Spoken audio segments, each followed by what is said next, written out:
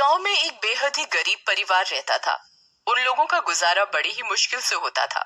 उनके परिवार में एक बूढ़ी माँ, उसका बड़ा बेटा मोहन, उसकी पत्नी माया और उनकी छोटी बेटी जिसका नाम अलका था। अलका शादी के लायक हो चुकी थी।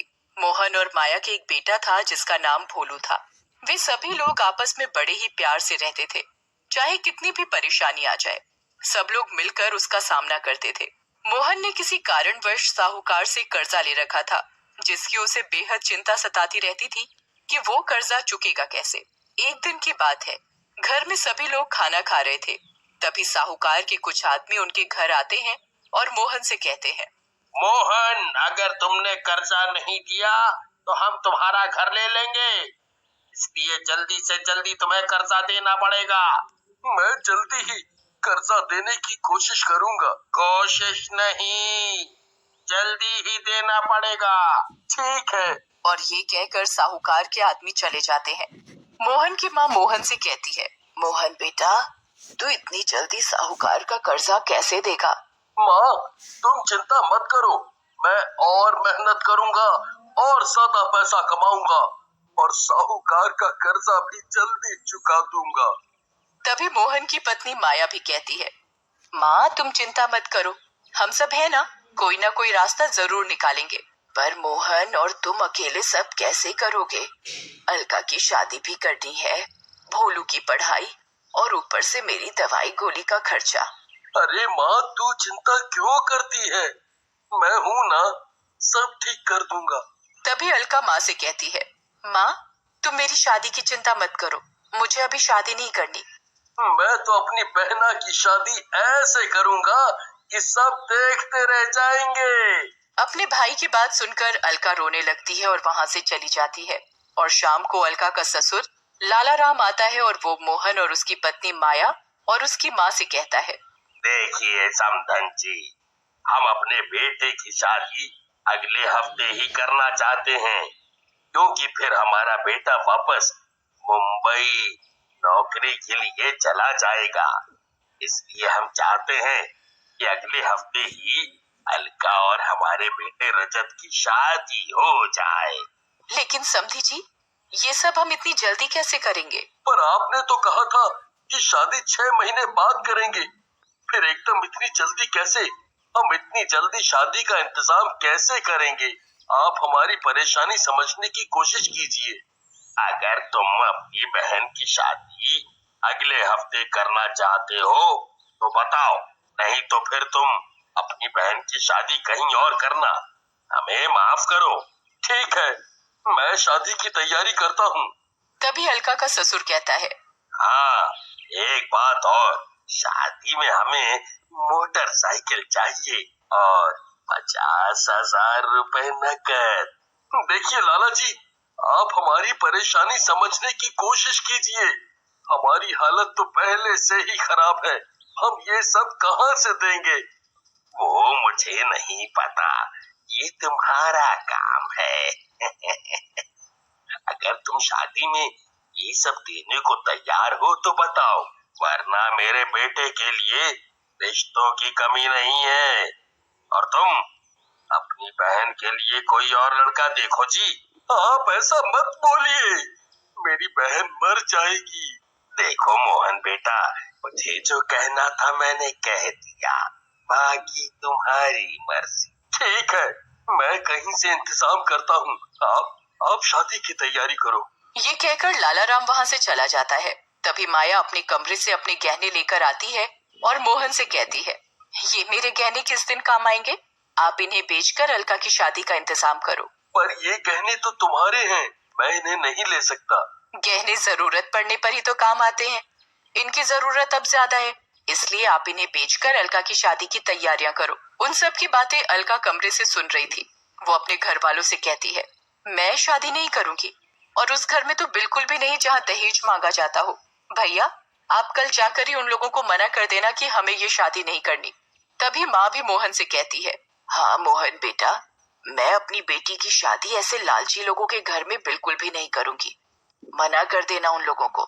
तभी भोलू रोता हुआ आता है और वो अपनी माँ माया से कहता है,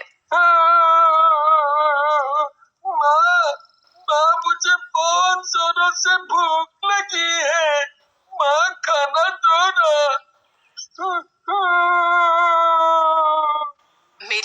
बेटा को भूख लगी है, माँ अभी मेरे राजा बेटा को खाना खिलाएगी। फिर माया भोलू को और घर के सभी लोगों को खाना देती है। खाना खाकर सब लोग सो जाते हैं, लेकिन अलका को नींद नहीं आती। वो सोचती रहती है, मेरे भाई के ऊपर पहले ही इतनी जिम्मेदारी है, ऊपर से ये और मेरी शादी की परेशानी। मैं अपने भाई और अपने घर वालों को परेशान नहीं कर सकती।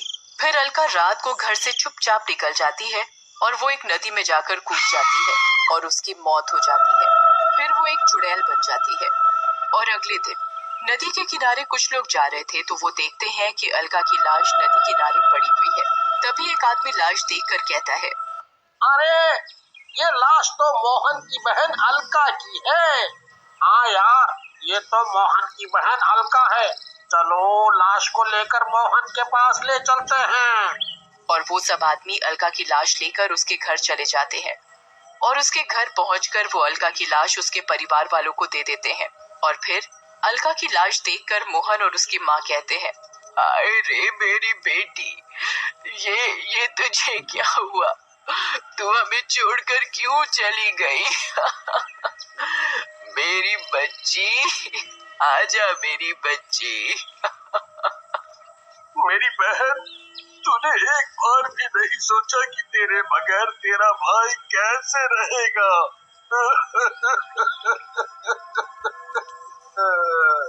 मोहन और माँ का रो रो कर बुरा हाल था। माँ अलका की मौत का सदमा बर्दाश्त नहीं कर पाई और फिर उनकी भी मौत हो जाती है। मोहन अपनी माँ और बहन की लाश को देखकर फूट फूट कर बहुत रोता है।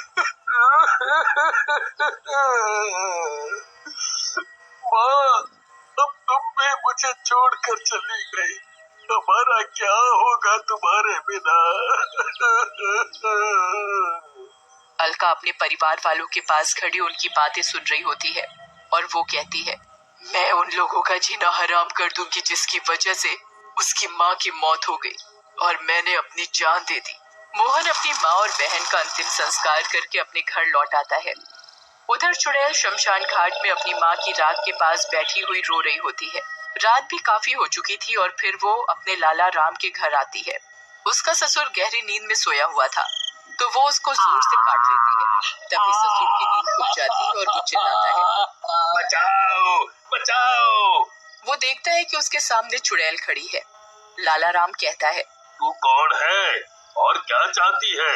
इतनी जल्दी भूल गया कि मैं कौन हूँ? याद कर।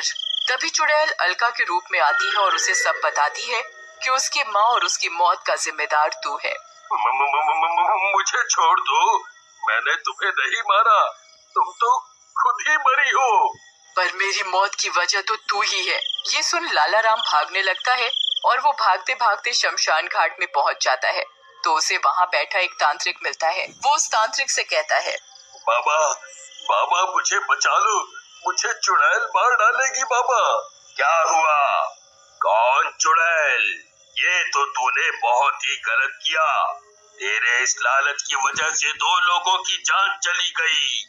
तभी चुड़ैल भी वहाँ आ जाती है और लाला राम का गला दबाकर मारने लगती है। तभी तांत्रिक चुड़ैल से कहता है, ओ चुड़ैल, छोड़ दे इसे। ए तांत्रिक, इसे छोड़ दे, ये मेरा शिकार है। मैं इसे मार डालूंगी और इसे मार कर ही दम लूंगी।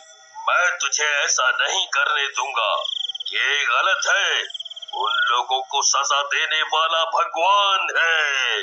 ये कहकर फिर तांत्रिक चुड़ैल को अपनी बोतल में कैद कर लेता है और वो लाला राम से कहता है, अब तू घर जा, चुड़ैल तेरा कुछ भी नहीं बिगाड़ पाएगी। लाला राम अपने घर चला जाता है। फिर तांत्रिक भी अपनी कुटिया में जाकर साधना में लग जाता है। तांत्रिक अपनी साधना में लगा हुआ होता है तभी अचानक एक बिल्ली न जाने कहां से आकर वो बोतल गिरा देती है और चुड़ैल आजाद हो जाती है और वो सीधा लाला राम के घर जाती है और लाला राम से कहती है, ओए लाला राम, उठ, तू इतनी जल्दी चैन की नींद नहीं सो सकता। लाला राम चुड़ैल की आवाज सुनकर उठ जाता है और चुड़ैल के आगे गिड़गिड़ाने लगता है और कहता है, मुझे छोड़ दे, मुझे छोड़ दे, मुझे माफ कर दे, मुझसे गलती हो गई बेटा, मुझसे गलती हो गई। तुझसे तो गलती हो गई, पर मेरी माँ का क्या दोष था जो तेरी वजह से इस दुनिया से चली गई। माफ कर दे बेटा, मुझे मुझे छोड़ दे बेटा, बेटा मुझे छोड़ दे, मुझे छोड़ दे। तभी चुड़ैल लाला राम का गला दबाने लगती है तो तांत्रिक आ जाता है और वो चुड़ैल से कहता है, छोड़ दे चुड़ैल, इसकी सजा इसे भगवान देगा। फिर इसकी वजह से मेरी और मेरी माँ की जान क्यों गई? ये हमारा हत्यारा है। मैं अपना बदला लिए बगैर नहीं जाऊंगी जब तक कि मेरा बदला पूरा नहीं होता। मेरा बदला इसे मार कर ही पूरा होगा, तभी मेरी आत्मा को शांति मिलेगी। फिर चुड़ैल लाला राम को उठाकर फेंक देती है। लाला राम का सर फट जाता है, उसके सिर से बहुत खून बहने लगता है और वो जोर जोर से रोने लगता है और तांत्रिक से कहता है, मुझे बचा लो,